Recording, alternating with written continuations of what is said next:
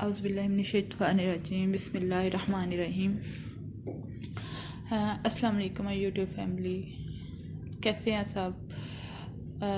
उम्मीद करते हैं हम सब ठीक होंगे। अल्लाह का शुक्र है मैं भी ठीक हूँ। और सर्दी बहुत ज़्यादा होती जा रही है, तो हमारे तो इधर धूप नहीं निकली थी, तो कल से 2 दिन हो गए धूप निकल रही है, तो लेकिन हवा बहुत चल रही है ठंडी।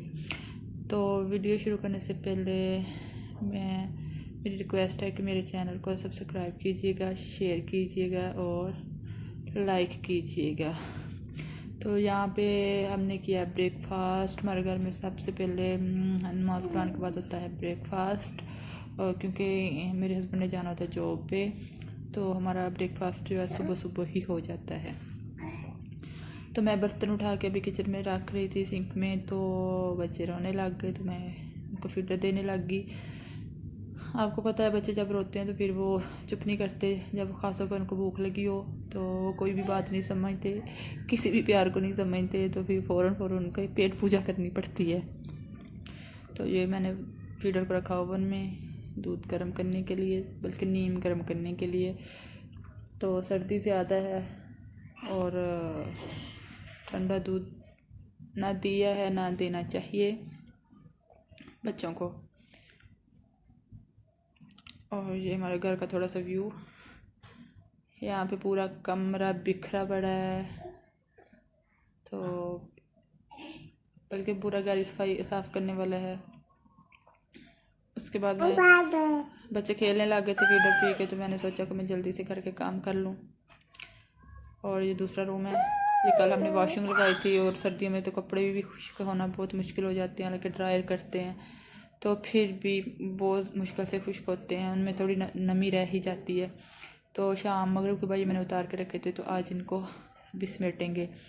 तो ये हमारे कमरे में जहाँ में हम होते हैं, तो फिर उधर ये टेबल है। सबसे पहले मैं इस टेबल को समेटती होती हूँ डेली, और ये डेली ही बिखर जाती है, पता नहीं चलता कैसे बिखर जाती है, हालांकि अम्मी बिखेरने वाले हैं।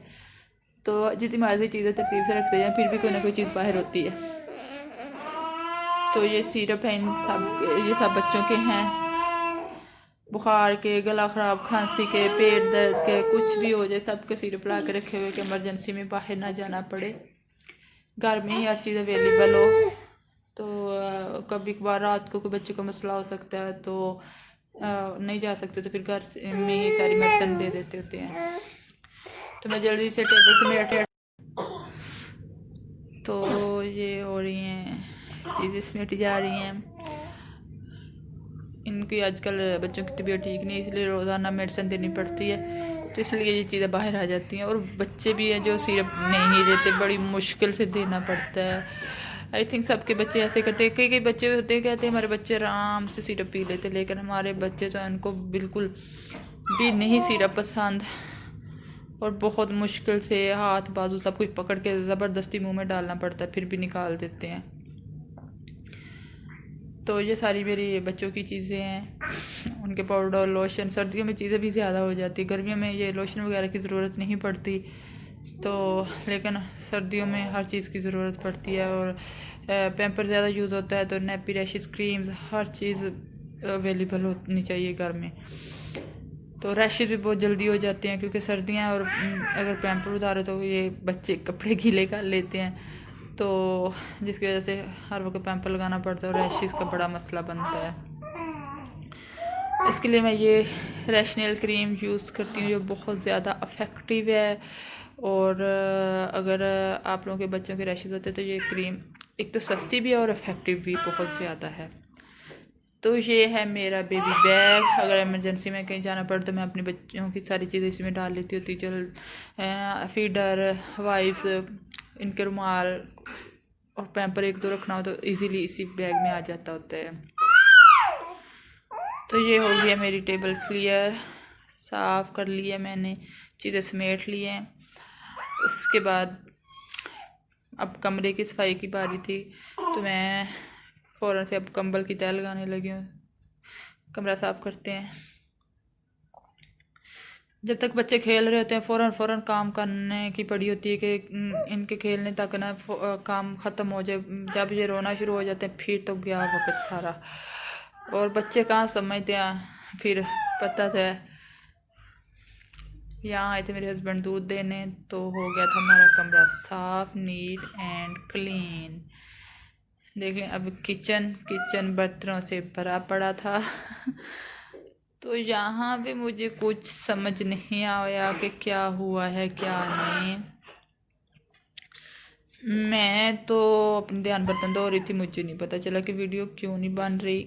हालांकि बन गई है, लेकिन एक स्टॉप पुश हुई खड़ी है। मैंने बहुत कोशिश की इनको चलाने की, प्ले करने की हर तरीके से, और फोल्डर में मूव करके, बट नहीं, चली नहीं। एक तो ठंड में बर्तन धोए, सबसे मुश्किल काम बर्तन धोना है, तो फिर ऊपर से वीडियो नहीं बनी। सोच तो बहुत ज़्यादा हुआ। चले फिर किसी दिन धोऊंगी तो आप लोगों को वीडियो दिखाऊंगी। बल्कि रोज़ ही धोने पड़ते हैं, किसी दिन की क्या बात है। मतलब फिर किसी दिन वीडियो बनाऊंगी, मतलब मेरा ये है। और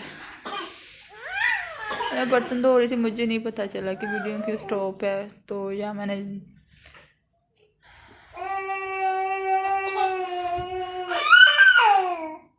आप लोगों को बच्चों का सेल्फ शोर आ रहा होगा, बच्चे खेल रहे हैं, और छोटे बच्चे आपको पता चीखे मार मार के खेल रहे होते हैं। उनकी खेल ही चीखे मारना होती हैं, तो ये चीखे मार मार के खेल रहे हैं। बिल्कुल इनकी वॉइस भी रिकॉर्ड हो रही है साथ साथ।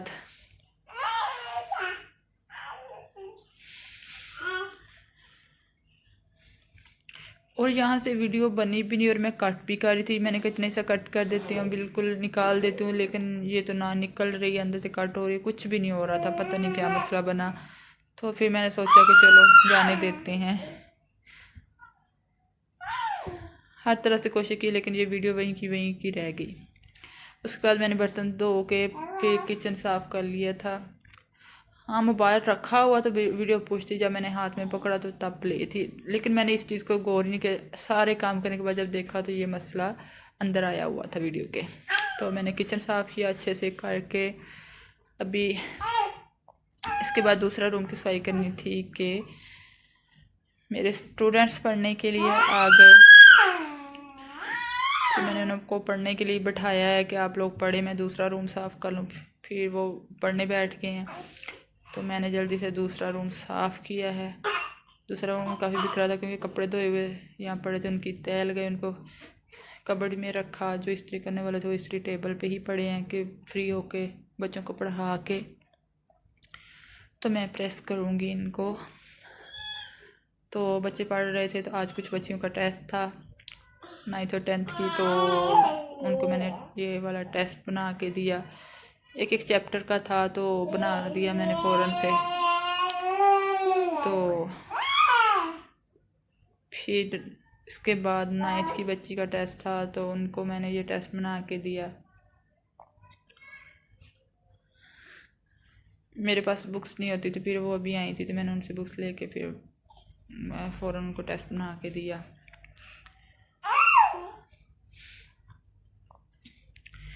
ये था 9th का टेस्ट। उसके बाद उसके बाद टेस्ट सॉल्व करने लगी, तो वो 10th की बच्चियाँ कहती कि आप ही हमें पैराग्राफ की ट्रांसलेट कर दें इंग्लिश में। 10th के पैराग्राफ सब ने पढ़े होंगे, तो उसकी ट्रांसलेट करके दिया। तो फिर उसके बाद बच्चे पढ़ रहे थे और मैं बच्चों को पढ़ाने में बिज़ी हो गई।